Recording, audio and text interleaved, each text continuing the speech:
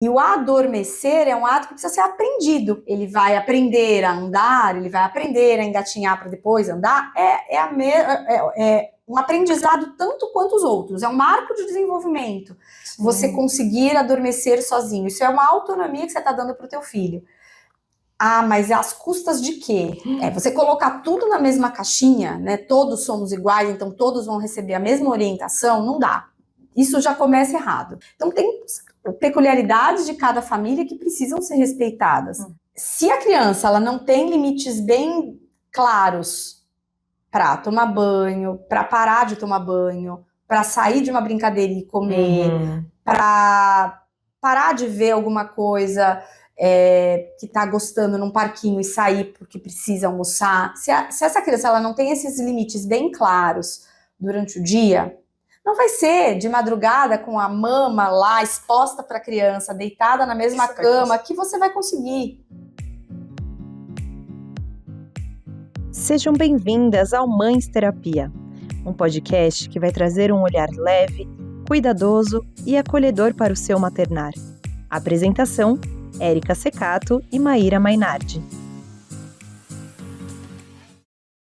Olá, sejam muito bem-vindas a mais um episódio do Mães Terapia Podcast. E antes de qualquer coisa, eu queria dizer que a minha parceira Maíra Mainardi hoje não vai estar aqui com a gente, porque ela teve um imprevisto de mamãe, teve que sair correndo atrás do filhinho, que não está muito bem. E como aqui é um canal de acolhimento para mães, nada mais justo do que eu estar aqui representando a Maíra e eu mesma nesse episódio especial. Não se esqueçam de se inscrever no nosso canal, de curtir, de compartilhar, porque a interação de vocês é muito importante para que o nosso projeto continue. E hoje a gente vai falar de um tema. Ai, meu Deus do céu, não sei nem como começar esse tema aqui, porque as olheiras já vão até pro pé. A gente vai falar sobre sono infantil. E para isso a gente trouxe uma profissional que eu admiro muito, uma pessoa que eu admiro muito, que é a doutora Sandra Doria Xavier. A Sandra, ela é médica otorrinolaringologista, especialista em medicina do sono, mãe do Fefe e do Caio, umas fofuras. E ela vai aqui tirar algumas dúvidas em relação ao sono do bebê e também da mãe. Obrigada. Imagina, um prazer. Eu tô muito feliz de ter você aqui. Eu queria muito te trazer pra cá, se não tem noção. Ai, que bom, fico feliz. Então vamos lá, Sandra, eu queria que você começasse, o que der pra falar, porque eu sei que o tema é muito extenso, né? Falando como que é o sono do recém-nascido e quando que ele muda, né? Porque no recém-nascido é aquela coisa que a gente já sabe que a criança acorda muito pra mamar e tal.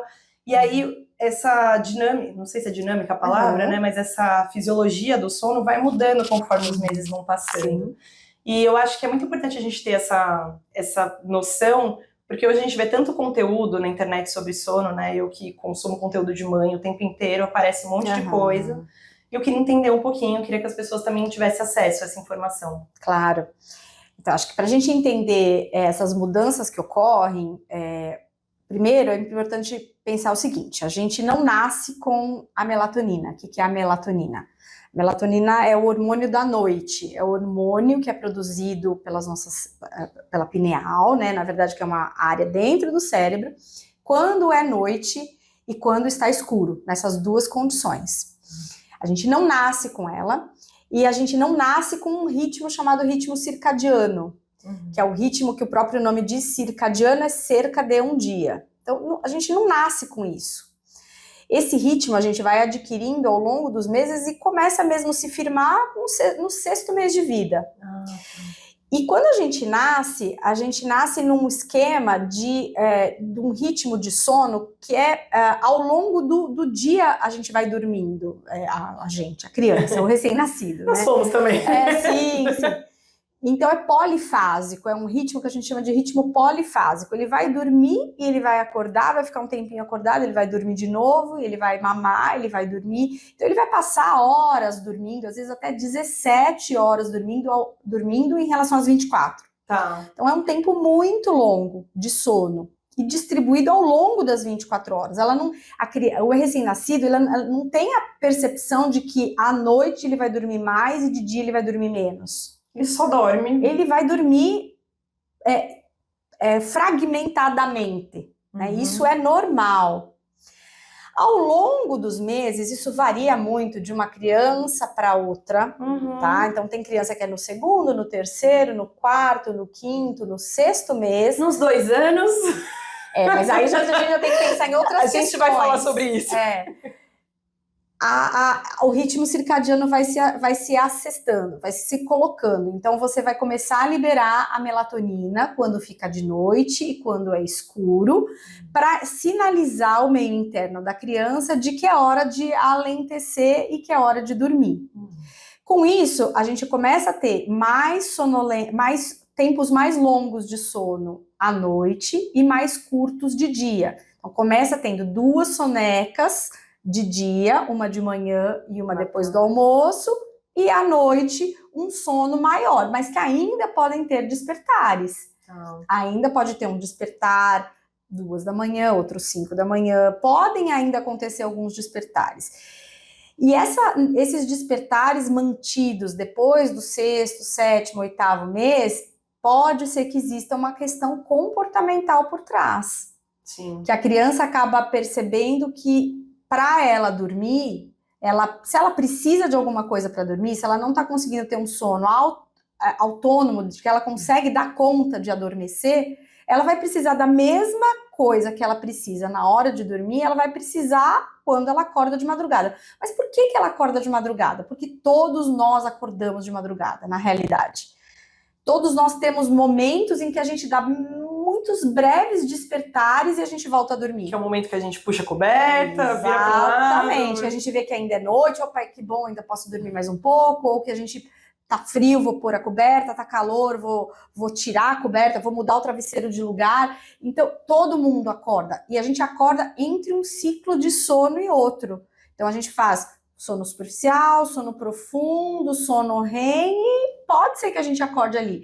Se nesse despertar da criança ele não encontra aquilo que ele está acostumado na hora de dormir, ele não vai entender. É como e se a gente chora. Ele chora, ele quer aquilo que ele está acostumado na hora de dormir. Que pode ser o cabelo da mãe, pode ser o peito, pode ser um balanço, né? Então ele vai buscar aquilo. Sim. E isso progressivamente pode ser mudado. Então, sempre que a gente tem uma criança que desperta muito de noite, a gente precisa primeiro descartar as questões orgânicas. Tem alguma coisa que está atrapalhando? É refluxo, é apneia, é ronco, é uma respiração ruim, é o nariz que não está funcionando? Tem alguma questão que está atrapalhando o sono dessa criança? Tem, vamos tratar.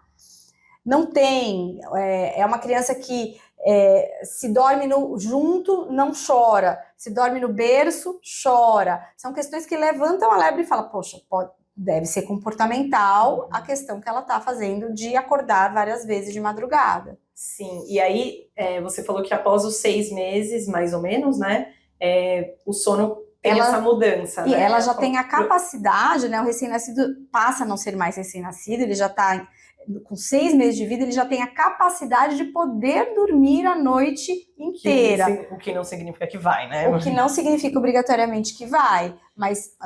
Não, desculpa. Mas é esse processo. Então, assim, antes dos 6 meses, você vai seguir a demanda da amamentação mesmo, sim. Da necessidade do bebê. Então, se ele quiser dormir mais, ele vai dormir mais. Se ele quiser dormir menos, ele vai dormir menos. Na medida que ele vai adquirindo o ritmo circadiano, é que você vai começar a pensar, opa, então eu posso começar a dar Zeitbergers, que a gente chama, que são sinalizadores, né? Em alemão, que são pistas temporais para aquela criança de que as coisas estão acontecendo e que a rotina pode ser estabelecida. Então, quanto mais em horários regulares essa criança almoçar, tomar o de jejum de manhã, ir para a escola, voltar da escola, fazer uma rotina de brincadeira, tomar banho, fazer uma massagem, fazer uma outra brincadeira, já tá na penumbra e dormir, se tudo isso for sistematicamente no mesmo horário, você vai ajudar essa criança a regularizar o sono dela. E essa rotina, eu que fiquei muito bitolada em sono, porque eu dei uma enlouquecida, assim, porque meu filho, enfim, desperta muito até hoje. E eu vejo muito que tem esse lance da rotina com o recém-nascido, você pode até ter, né, para ir criando essa rotina, mas quando que ela efetivamente começa a ser percebida por ele, pelo bebê? Você diz da rotina, eu acho que sempre ela é percebida. Percebida é sempre. Tá. Só que, na verdade, ele não tem mecanismos Capacidade, internos, sim. capacidade de dar conta de dormir uma noite inteira. Ah, mas eu já ouvi falar que O teve alecrim um dourado. recém-nascido. Existe uns Eu já ouvi alecrim dourados. falar que teve uma vizinha, né? Sempre uma vizinha que o filho dorme a noite inteira, com 3 semanas, 4 semanas. Existe, mas é mais raro, porque não existe essa capacidade já fisiológica dele. Né? Então, Sim. provavelmente ele está conseguindo se nutrir com aquele leite, ele está mantendo um tempo maior de sono e está acordando para menos tempo para mamar. Mas não E é aquelas crianças que não são amamentadas com leite materno, são com fórmula. A gente ouve muito falar, né? Geralmente, se você der fórmula, já ouvi muito isso. Tira o peito da fórmula que ele vai dormir. Não. Tem uma amiga que a filha dela acorda ao mesmo tanto que o Dom e toma fórmula desde sempre. Não é isso. Não é isso. Então, assim, você pode continuar amamentando e ter uma rotina. O que você precisa é desassociar a amamentação com o ato de dormir. Desassociar o dar o leite para saciar uma necessidade que é a fome e suprir outra necessidade que é a necessidade de dormir. Sim. Isso que precisa ser dissociado. Sim. Não que você não possa fazer isso próximo, mas não pode ser junto, porque senão a criança associa que mamar me adormece. E isso que precisa estar separado, né? E o adormecer é um ato que precisa ser aprendido. Assim como a criança aprende a comer primeiro de colher, depois ele aprende com garfo, depois ele usa faca, ele vai aprender a andar, ele vai aprender a engatinhar para depois andar, é um aprendizado tanto quanto os outros, é um marco de desenvolvimento. Sim. Você conseguir adormecer sozinho, isso é uma autonomia que você está dando para o teu filho. Ah, mas às custas de quê? Né? Então aí que tá, né? Aí que tá a pegada, né? Então, porque hoje a gente vê muitos treinamentos de sono. Meu, juro, eu não imaginava, antes de eu ser mãe, a quantidade de conteúdo que existe, de treinamentos que existem. E o que é saudável e o que não é. Exato. Você colocar tudo na mesma caixinha, né? Todos somos iguais, então todos vão receber a mesma orientação, não dá. Isso já começa errado. A gente não pode colocar todo mundo, porque são dinâmicas diferentes. Como é que eu vou organizar o sono de uma criança que tem 2 irmãos gêmeos? Então, tem peculiaridades de cada família que precisam ser respeitadas. Né? Mas a rotina, a necessidade de tirar determinadas coisas que você faz perto da hora de dormir. Muitas famílias, por exemplo... tem a dificuldade de presença na vida da criança por conta de trabalho e acham a hora de dormir um momento ótimo para compartilhar compartilhar com o filho, né?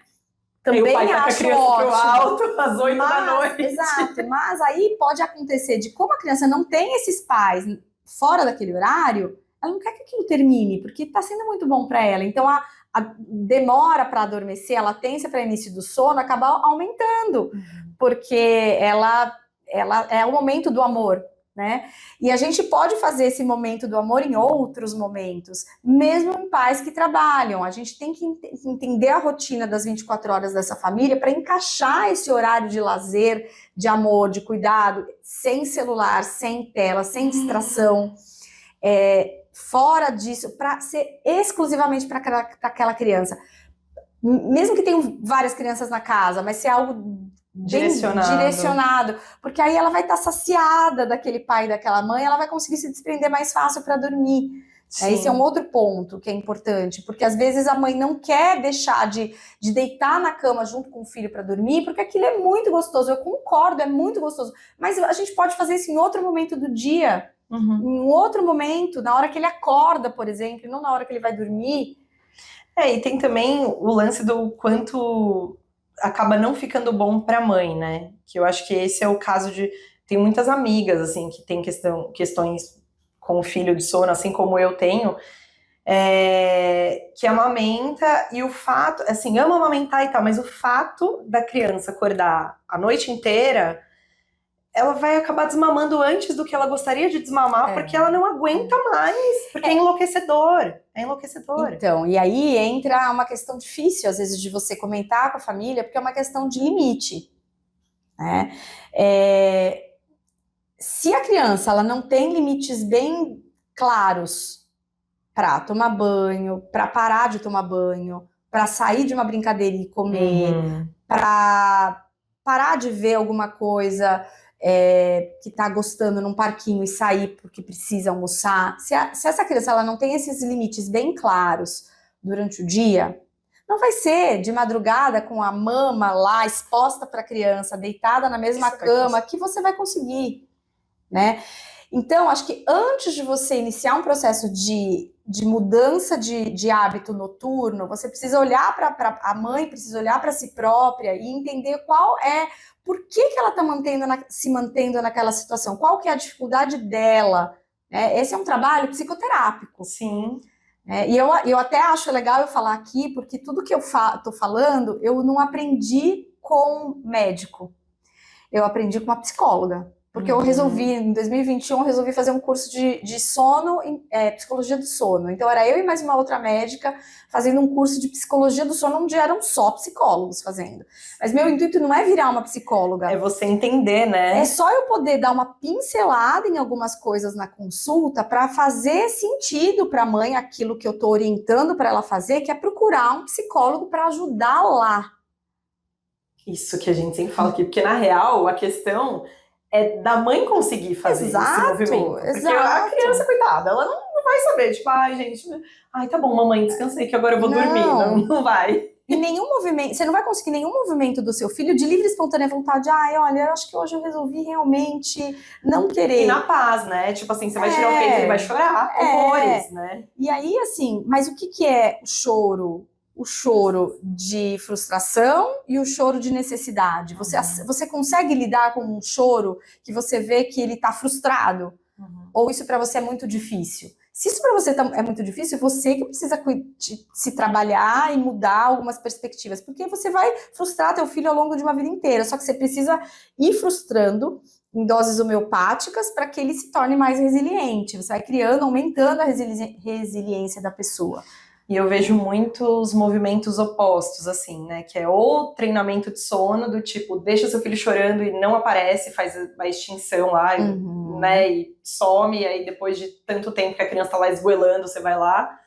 Ou uma coisa, você tem que ficar com o peito de fora a noite inteira, porque seu filho não pode chorar de frustração, né? Hoje, eu me tornei orientadora parental, comecei a estudar muito sobre isso, e tem muito esse limite, essa linha tênue da permissividade do que é, assim, você precisa dar contorno para o seu filho, né? E eu vejo muito essa discussão, e na questão do sono, assim, eu sinto muita dificuldade, até eu como mãe mesmo, de colocar isso, porque aí, putz, a criança, meu filho já chegou assim, eu estava do lado dele, acolhendo ele, chorando, tentando fazer ele dormir, ele chegou a vomitar de tanto chorar. Quando eu vi aquilo, eu falei, eu nunca mais vou fazer isso. Aí, o que eu fiz? Peito pra fora e a noite inteira. Só que assim, eu tô há 2 anos sem dormir, né? E eu vejo muitas outras amigas minhas nessa mesma situação. Por quê? Às vezes não é nem só uma questão de você conseguir pôr o limite, é que você tá exausta. Exato. É que você tá no limite, você tá no seu limite de exaustão, né? E eu acho que esse é um ponto porque o sono, aí falando do nosso sono, eu enlouqueci. As pessoas enlouquecem sem dormir. Então, assim, o sono ele tem um papel muito importante na saúde mental das pessoas. Então, quando você é privada de sono, você é privada de muita coisa.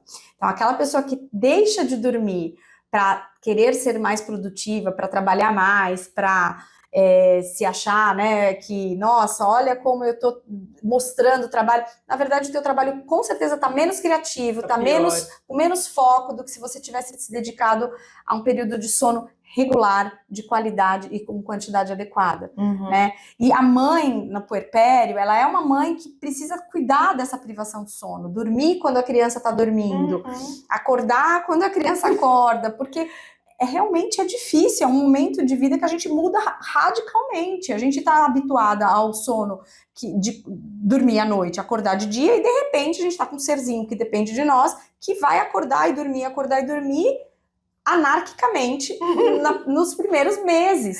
E eles acordam plenos, né? No pique, Despertar, porque eles não despertam assim, né? Tipo, sei lá, alguns sim, né? Mas, por exemplo, pega o peito e dorme. E aí, ele tá lá meio dormindo, ele só virou pro lado e tirou a coberta na cabeça. E aí, assim, a gente vê que as mães ficam exaustas porque acabam, assim, oferecendo o peito ao longo da noite inteira e vira uma chupeta, né? Não é que ele tá querendo mamar, não é o leite que ele precisa, ele precisa do aconchego. Mas será que não dá para você dar esse mesmo aconchego em outro momento e deixar ele ter um sono reparador, menos fragmentado, com menos cortisol, com menos despertares ao longo da noite para ele e para você? Sim, sim. Né? Isso é muito mais saudável. E aí, se você está privado de sono, você fica mais irritada, com menos paciência, intolerante. Né? E aí acaba tendo um efeito contrário do que você quer, né? Contrário do que você quer. Então, acho que a palavra-chave é você pensar assim, bom, eu quero mudar? Se eu quero que ele mude, eu preciso mudar meu pensamento. Acho que é importante ter alguém de mão dada, por isso que eu aconselho, sim, ter um psicólogo ali para cuidar desse desmame, dessa mudança, e não ser só uma viagem solo, entendeu? Mas acho que isso é importante para não voltar para trás, para não fazer, aí no último momento eu dou para trás. Sim. E você falou do cortisol, né, que assim, principalmente as pessoas um pouco mais velhas e tal, eu sempre escuto, nossa, mas tá fazendo soneca de dia, por isso que não dorme à noite. Eu falei, meu amor, se você soubesse se ele não dormir de dia, o que acontece com a minha noite? Exato. Aí eu queria que você falasse um pouquinho sobre isso também, a importância das sonecas durante o dia. Porque assim, a gente não precisa de soneca, porque a gente já tem a melatonina que funciona bem quando anoitece, quando é noite e é escuro, ok? A criança recém-nascida, não. Então, ela vai acumulando uma quantidade de adenosina que ela precisa gastar. Né? A adenosina ela é formada a partir do gasto energético e é ela que determina a pressão de sono. Sim. Então, se eu acordo, eu adulto, acordo muito cedo, muito cedo, e vou dormir muito tarde, eu acumulei um monte de adenosina. Então, eu tenho muita pressão de sono. Por mais que eu, às vezes, esteja com muita preocupação na cabeça, a pressão de sono é maior, eu capoto, né? Se eu tirei vários cochilos inadequados, eu voltei do aeroporto, cochilei no carro, 7h30 da noite, eu posso não ter a pressão de sono alta, então minhas preocupações podem vencer a minha vontade, a minha pressão de sono. Na criança, então, se eu não tenho essas sonecas e eu passo do momento em que eu deveria dormir, a adenosina está lá na altura. Isso vai gerar uma irritabilidade, até agressividade. Tipo, eles não capotam. Choro. Assim, em algum momento sim, mas eles ficam malucos, né? Assim. Sim, porque você precisa respeitar o horário de soninho da criança. E vai chegar um momento que uns são com 3 anos, outros com 4, outros com 5, que vai mudar um pouquinho, não vai ser mais 2 sonecas, vai ser uma. Aliás, as 2 sonecas geralmente saem com 1 ano e meio, 1 ano e meio, 1 ano e 8, 2, tal. O Dom tá com uma, bem longuinha, assim. Uma soneca. Aí, quando que vai tirar essa soneca única, diurna? Pode ser com 3, pode ser com 4, pode ser com 5. Isso varia muito, né? Varia demais. Mas é super importante você não tirar essa soneca. Então, mas meu filho, ele tá indo dormir 2h30, ele não vou conseguir colocar ele à tarde na escola, porque aí ele vai passar a tarde dormindo. Tenta antecipar esse horário, né? Tenta colocar esse horário para logo depois do almoço, aí ele tira um cochilo e vai para a escola. Então isso é possível. Ou colocar de manhã, talvez. Ou colocar de manhã, mas vamos supor que a mãe precise colocar à tarde, sim. né? Isso não é um impeditivo. Você consegue ir empurrando aos poucos, né, as sonequinhas. Sim. E por que não sei se é exatamente essa pergunta, mas assim, por que as sonecas, elas vão diminuindo? Porque acontece assim, né, são várias sonecas. De repente, algumas crianças começam a fazer uma soneca depois de 1 ano e meio, que você comentou, e essa soneca, geralmente, ela é mais longa. Sim, porque aí a gente vai mudando o padrão polifásico do sono, né? Então, quando a gente nasce, a gente tem um padrão classicamente polifásico, justamente porque a gente não tem melatonina. Então, a gente dorme, acorda, dorme, acorda, dorme, acorda, né? Na medida em que a gente vai organizando o nosso ritmo circadiano, a gente tem dentro das nossas células, todas as nossas células, um reloginho que funciona com ritmicidade. Um dos ritmos é o sono. O outro é a liberação de hormônio, o outro é temperatura corporal, tem vários ritmos. E um deles é o sono. Quando a gente começa a ter esse ritmo, daí que a gente tem a necessidade de não ter mais tanto soninho picotado, a gente passa a ter mais o sono da noite. Mas ainda a gente tem muita pressão de sono, então a gente precisa descarregar um pouco de adenosina lá no meio do dia e sobrar o resto para de noite. Sim.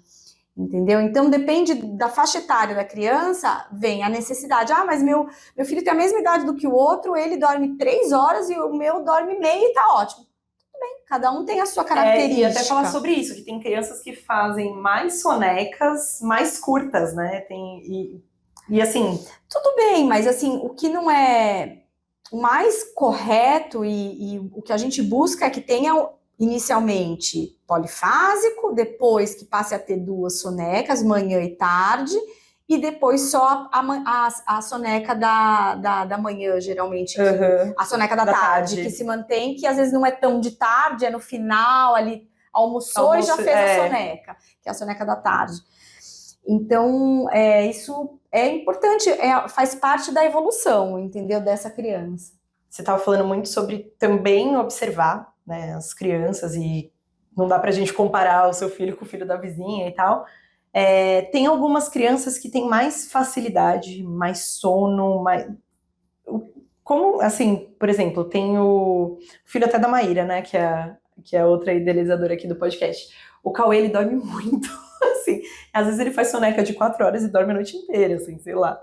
E são características individuais de cada um. Não tem nada que... Não, a gente pega, às vezes, muitas vezes, família, que um dormiu super bem, não deu trabalho nenhum para dormir, e o outro tem. Mesma família, mesmos limites, mesmas orientações, mesmo tudo. Que doideira isso. E um ser humano é único, né? E outro menos. Exato. E, Sandra, eu vejo muito hoje, até a pediatra do Dom comentou isso comigo, uma loucura de medicamentos para as crianças dormirem. Eu queria que você falasse sobre polêmica. Tanto o uso de melatonina, que eu até acredito, não sei, você me fala melhor se em alguns casos pode ser que seja recomendado, mas ainda não só da melatonina, assim, eu já ouvi, juro por Deus, que isso me deu até um arrepio na espinha, de pediatra indicando antialérgico por 10 dias para a criança aprender a dormir. Oh, meu Deus. Aí eu falei, meu Deus do céu! E assim, a mãe falou, não, porque agora ele toma o antialérgico, ele fica morrendo... Bom, meu filho pode tomar um antialérgico, não fica morrendo de sono, e aí assim ele aprende a dormir. Aí eu queria que você falasse um pouco sobre isso, assim, sobre essa loucura que tá... Assim. Que, assim, como dá para entender isso? Que é mais fácil, é mais rápido e fácil um remédio do que mudar hábitos. Isso infelizmente... É mais fácil, mas não necessariamente mais efetivo e correto, tá? O que eu quis dizer assim, o que é mais fácil? Você tentar fazer uma dieta para emagrecer, para ter uma vida saudável, tá? Ou, de repente, tomar um remédio e emagrecer, né? Então, não que eu seja contra, não tenho as indicações, mas mudar hábitos não é fácil, né? Então, quando a gente tem isso como um desafio, nem toda a família aceita, né? Então, assim, quando que você indicaria, por exemplo, uma melatonina? Tem indicações muito precisas. Então, pacientes que vão viajar transcontinental, pessoas que são trabalhadores de turno, pacientes que são cegos, que não têm a pista ambiental de claro e escuro, pacientes com TEA, com transtorno do espectro do autismo, tem vários trabalhos mostrando que a melatonina é um medicamento porque eles têm uma via de produção, de distribuição, de regulação da melatonina não tão eficaz, então que vale a pena. Mas para uma criança rígida, sem nenhuma comorbidade, né, sem nenhuma questão, ensinar a dormir não é via medicamentosa. Ensinar a dormir é ter rotina. Idealmente, mas eu estou ensinando a dormir, eu tenho uma viagem para fazer. Então, faça esse início, essa mudança de rotina depois da viagem. Porque o ideal é que quando você inicia uma rotina ali, essa rotina não seja quebrada. Porque quebras de rotina vão mudar esquemas da cabeça. Pelo menos no início, né? Até associar. No início, claro. Depois que engrenou, né? Mas vai precisar de uma persistência da mãe, de uma paciência da mãe, né? De uma segurança de que o que ela está fazendo é o correto, Isso é o mais importante, porque Talvez senão o mais no difícil, eu primeiro acho, né? choro você vai dar para trás. Você vai deixar de acreditar que aquilo é o correto. Sim. E você não está fazendo mal para o teu filho, você está fazendo bem. Porque é importante dormir uma noite inteira. Por que é importante dormir uma noite inteira? Para a produção de GH, porque é no sono que a gente cresce, é no sono que teu filho vai ter potencial maior para crescer, é no sono que a gente tem mais a imunidade funcionando, para ele ficar mais resistente quando ele for para a escola. Então, é no sono que a gente tem a reparação da parte emocional da criança e da mãe. Tudo isso é do filho e é da mãe. Né? Sim. E eu acho que é importante também a gente falar sobre a parceria, né? Quando não é uma mãe solo, enfim. Sim, sem porque dúvida. segurar a mão dessa mãe aí nesses desafios, porque não é fácil, né? Não é. Assim, o Dom, por exemplo, ele chora muito mais quando meu marido atende ele, e aí chega uma hora que eu não consigo dormir porque ele tá chorando, eu falo, ai meu, vem. Sabe? Tipo, porque pelo menos se eu dou o peito, eu cochilo, sabe? Você fica nesse looping. Então, é muito comportamental mesmo, né? Muito.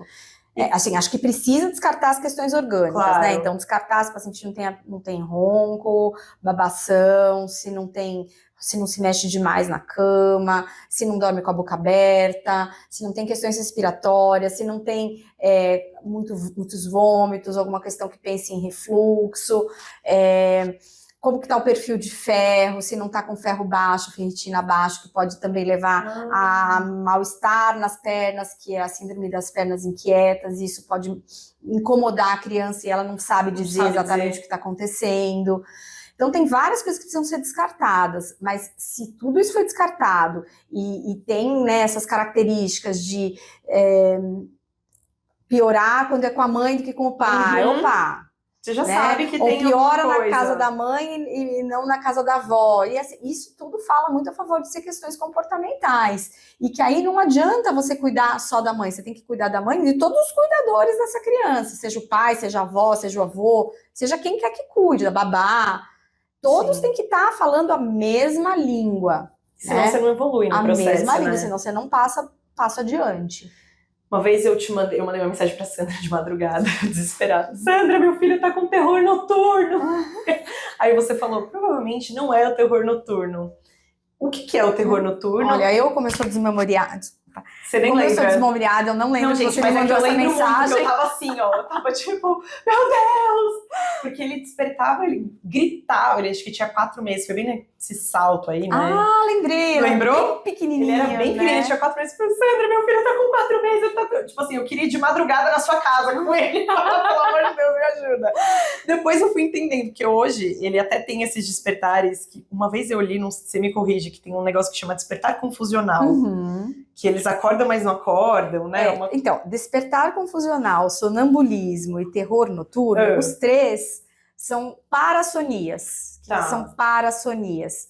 É considerado como um distúrbio do sono, benigno, mas que acontece quando a criança está no sono profundo e tem uma intromissão de uma outra fase naquela.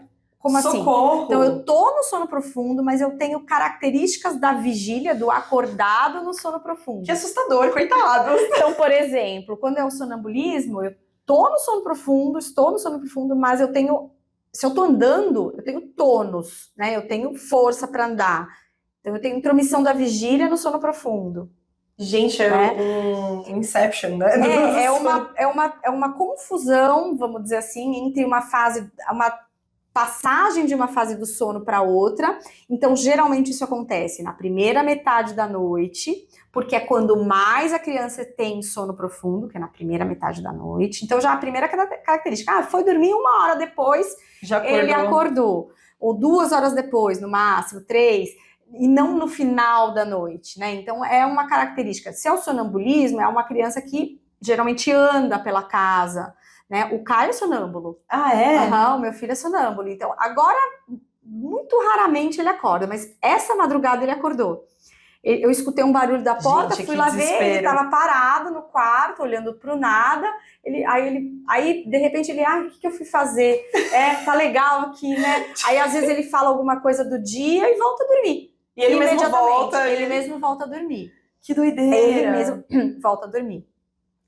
Então, e tem um componente geralmente familiar, minha sogra era sonâmbula, então tem essa história de ter alguém na família que também era, é mais na primeira metade da noite, é benigno, mas se você der muita tela para a criança, se ele passar da hora de dormir, se ele estiver privado de sono, ele vai ter mais.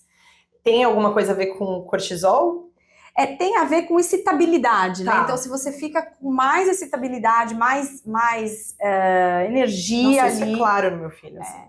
Eu também. Se ele tá muito agitado, ele... Uma hora depois ele desperta chorando. Ele não é sonâmbulo, mas ele desperta chorando num nível, assim, parece que tem alguém matando ele. E aí você não consegue atingi-lo, né? Então, assim, ele chora, você parece que você tá invisível na frente dele. Você pode fazer o que quiser, ele não é consolado. Isso é uma grande diferença de pesadelo e terror noturno. Então, pesadelo, a criança pede colo, ela adora quando você chega, porque ela se salvou daquilo que ela estava sonhando. E aí ela acorda. Ela acorda, porque geralmente ela lembra o que ela... Pode lembrar ou não, mas geralmente sim. Ela lembra do que ela estava sonhando. Mas tá com aquela sensação ruim, ela né? Tá, ai mãe, nossa, era um globo, alguma coisa. Te abraça, te acolhe. O teu acolhimento acalma, né? Acalma teu filho. Ou acalma, né? Então, o pesadelo, você consegue aninhar, você consegue acalmar, ele lembra do que estava acontecendo, e acontece mais na segunda metade da noite, que é quando ocorre o sono REM, que é onde mais as crianças lembram do que elas estavam sonhando. Certo. Tá? As crianças e os adultos. Então, pesadelo é mais no final da noite. Terror noturno é mais no começo da noite. E o terror noturno, você não consegue acalmar, você não consegue acalentar, porque ele tá dormindo, ele não tá acordado. E ele não vai lembrar que isso aconteceu de manhã. Você vai falar, e meu filho dormiu bem? Dormi super bem. Tipo, não lembra de nada. Não lembra de nada.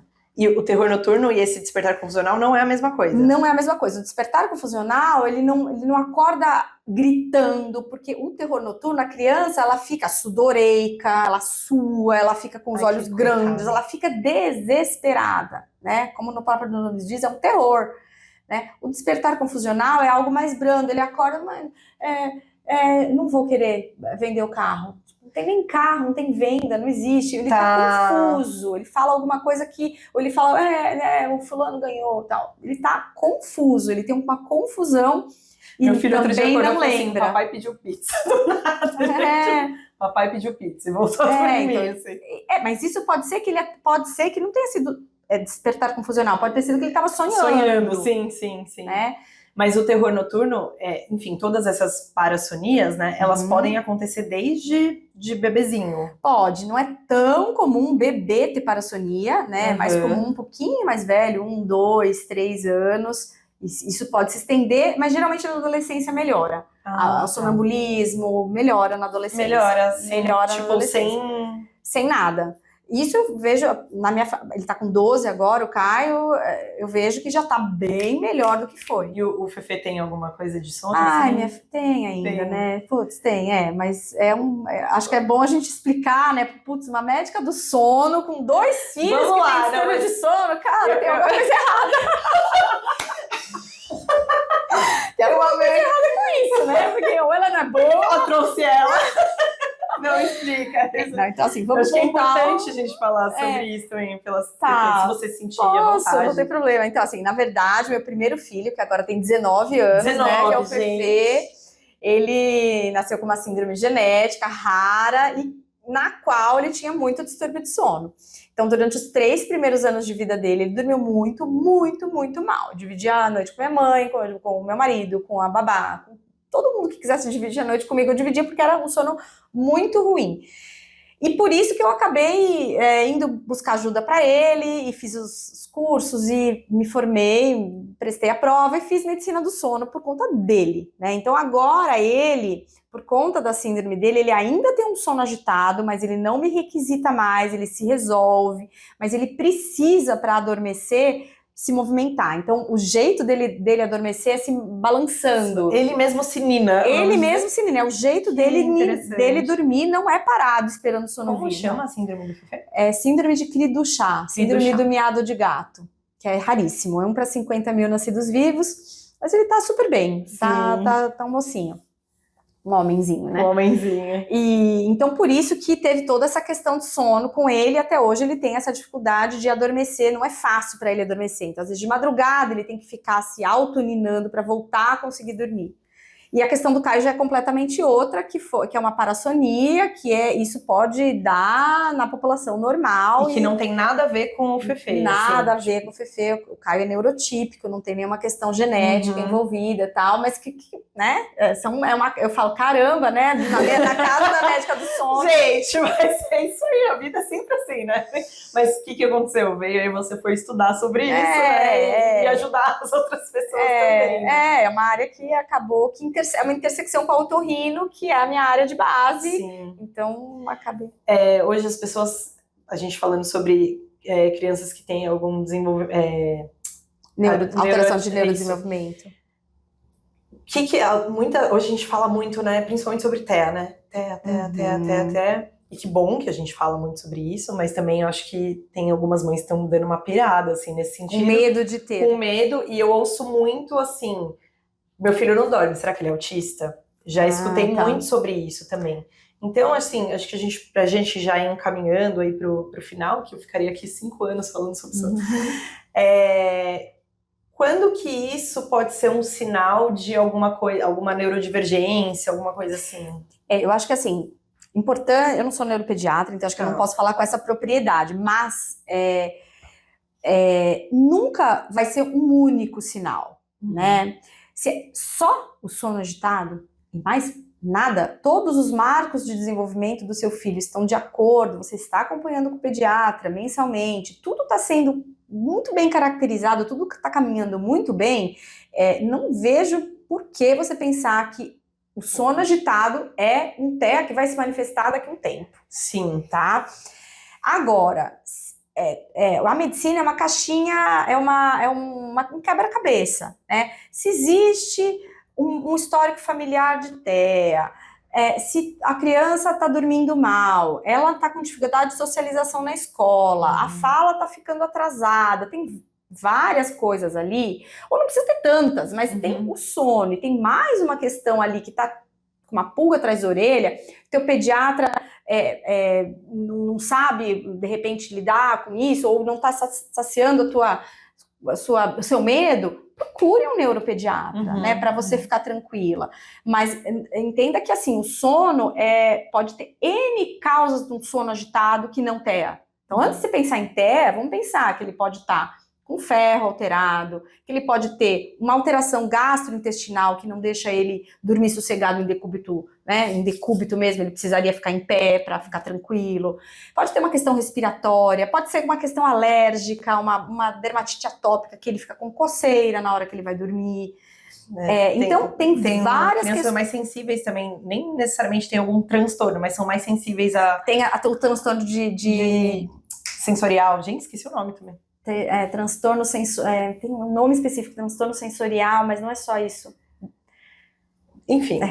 Agora eu fugi. Mas assim, mas tem crianças que nem têm o transtorno, mas elas são mais sensíveis mesmo. A etiqueta da roupa, sim. Assim. Então, assim, eu acho que tem que ter uma boa avaliação multiprofissional, né? Um profissional que está adequado para ver aquela criança e não botar minhoca na cabeça antes do tempo, procurar ajuda, né? Para você também não ficar criando uma coisa que não existe, ou que de repente, se existe, quanto mais cedo você diagnosticar e fizer uma intervenção, essa criança tem altíssimas chances de ter um desenvolvimento muito bom, né? Mas... e assim, é engraçado isso, se eu não te conhecesse, não te acompanhasse nas redes, eu jamais, assim, questão do sono, pensaria em procurar um otorrino. Porque, desculpa, na verdade, a área da otorrina é uma área que lida com ouvido, nariz e garganta, né? Então, ouvido, se você tem uma otite, você também vai dormir mal, né? Dói pra caramba! Se você tá com uma questão na garganta, seja um refluxo, seja uma dor de garganta, você também vai dormir mal. Mas o nariz, né, acho que é o principal deles em relação ao sono. Se você tem um nariz que tá entupido, a noite que você tá gripada, é uma noite que você vai dormir mal. É difícil respirar pela boca. E tem pacientes que vão se habituando a respirar pela boca, achando que tudo bem. Não tá tudo bem. O nariz foi feito para ser usado, né? Adorei essa, o nariz foi feito para ser usado. Para você ter a purificação, o aquecimento, a umidificação que o nariz promove. O nariz não é só um tubo que chega na garganta, ele tem funções lá dentro. E então, para você dormir bem, você precisa que isso esteja 100%. Sim. Então, qualquer coisa que possa atrapalhar uma rinite, um quarto cheio de bicho de pelúcia, a criança tem rinite alérgica, às vezes é isso que está fazendo seu filho não dormir bem. Não é algo mais grave, né? E roncar não é normal, fazer barulho não é normal.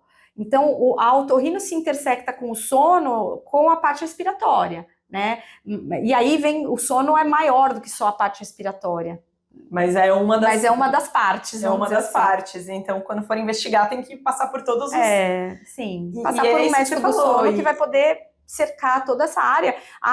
Descobriu que é uma questão neurológica. Encaminha para o neuropediatra, que é especialista em sono, que existe. Encaminha para o psicólogo do sono. É importante os pediatras também, né? Graças a Deus eu tenho a sorte de ter uma ótima pediatra, assim, que quando ela vê que tem alguma questão, ela também caminha para a caixinha do lado, né? Porque precisa de... Porque hoje em dia a medicina está muito fragmentada, né? Então, lógico, a gente precisa ter uma visão global, é super necessária, mas a gente precisa ser humilde o suficiente para ver que nessa área aqui eu não domino, eu tenho pessoas melhores do que eu, então eu vou encaminhar. Eu acho que a humildade precisa ser valorizada e praticada na medicina, porque hoje em dia tem muita gente pouco humilde, né? Sim, opa! Então eu acho que a gente tem que falar, olha, eu prefiro te encaminhar para psicóloga tal, que ela vai conseguir dar conta dessa sua dificuldade comportamental. Não é orgânico, não é mais comigo. E essas questões comportamentais em relação... A gente até começou a falar sobre os limites e tudo mais. Qual a sua opinião sobre esses treinamentos de sono? Eu sou super a favor de... Quer fazer um manejo comportamental adequado para o seu filho? Você tem que procurar uma psicóloga do sono. Você não tem que procurar uma pessoa que não é formada na área que lide com o ser humano, o comportamento humano como um todo, sabe? Eu acho que só é muito superficial, é muito raso. Então você precisa olhar como um todo aquela criança, aquela família, abraçar a mãe. De quem tá conduzindo, né? E aí assim, não adianta você dar uma ordem e não cuidar do que a mãe tá sentindo. Se ela não tiver a segurança suficiente para passar para o filho naquele momento, ele não vai mudar o hábito. Ele vai insistir até o último fio de cabelo. E ela vai beirar a loucura ali e não saber para onde ela vai fugir, entendeu? Então, assim, eu acho que isso é fundamental. Então, esses treinamentos que são iguais para todo mundo, sem uma supervisão adequada, sem o apoio que você precisa ter, ali, às vezes... não pega no colo. E aí, acaba dando uma sensação de que toda a educação que você vai dar para o teu filho em relação ao sono vai ser com sofrimento, vai ser com ele chorando demasiadamente. Não é assim. E chorar faz parte do todo, né? Se você ensinar teu filho que... Então, quer dizer que se ele... Né, a Renata Kreiser é uma psicóloga que eu aprendi tudo com ela, assim, ela é uma das grandes... Ela nas redes ela é ótima. Então, ela diz uma coisa que é verdade, assim, então quer dizer que se seu filho cai, porque ele tá andando, chora muito. Então você vai privá-lo de aprender a andar porque ele tá caindo, chorando. Então vamos deixar quieto. É isso, né? É isso, é um aprendizado. Então se ele tá chorando, mas ele tá com fome? Não. Ele tá com sede? Não. Ele tá com a fralda molhada? Não. Ele tá com dor? Não. E você tá ali de alguma forma, sim, entendeu? Você tá ali. E você não tá privando ele de necessidade. Né? Então acho que é um passo de coragem para você dar, mas você precisa ser suportada por isso. Quer falar alguma coisa para as mães que estão assistindo e que estão com alguma coisa não, né? Você já falou muitas coisas, mas tem alguma coisa que você queira acrescentar? É não tirar a importância do sono, né? Não sei para onde eu tenho que olhar para o celular.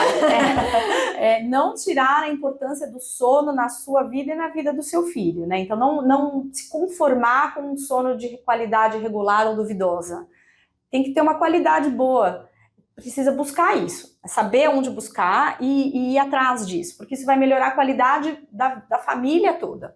Então, não minimizar sintomas, não deixar de falar os sintomas de sono do seu filho para o pediatra, porque às vezes isso pode não ser perguntado ativamente, mas é importante você relatar que isso é um problema, e se ele pouco der valor, vai procurar outra ajuda, porque é necessário. tanto quanto a alimentação, tanto quanto a atividade física, o sono é o tripé da boa saúde. Então, a minha orientação é que a gente não minimize nas crianças, porque isso afeta crescimento, imunidade. Eu acho que é legal falar uma coisa aqui rapidamente. Claro, pode.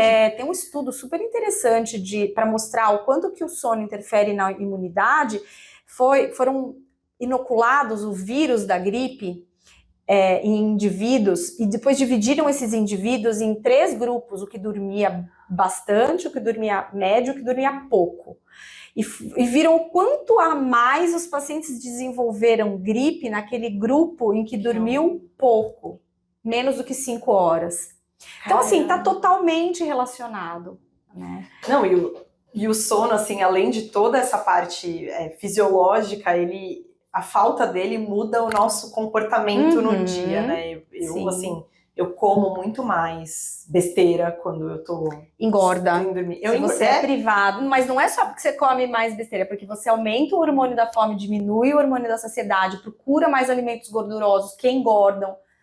E eu fico pensando quem trabalha de noite, né? Assim, mas é um fator de risco para câncer, é um fator de risco para doenças metabólicas, cardiovasculares, é um grupo realmente... E hoje a gente vive na sociedade da produtividade, que, tipo, quanto mais cansada, melhor. E se você dorme, você é preguiçosa, né? Então... isso vai cair por terra, porque precisa cair por terra, porque não é você fazer o teu trabalho, o teu funcionário trabalhar mais do que ele deve, dar metas inalcançáveis para ele varar à noite para fazer... Você está sendo burro, porque a tua produção vai ser menos criativa, de menos raciocínio do que poderia ser se tivesse tido um sono reparador do teu funcionário. Uma coisinha que eu lembrei aqui de perguntar, tem alguma parte... Eu trabalho com orientação parental, mas na parte comportamental da alimentação.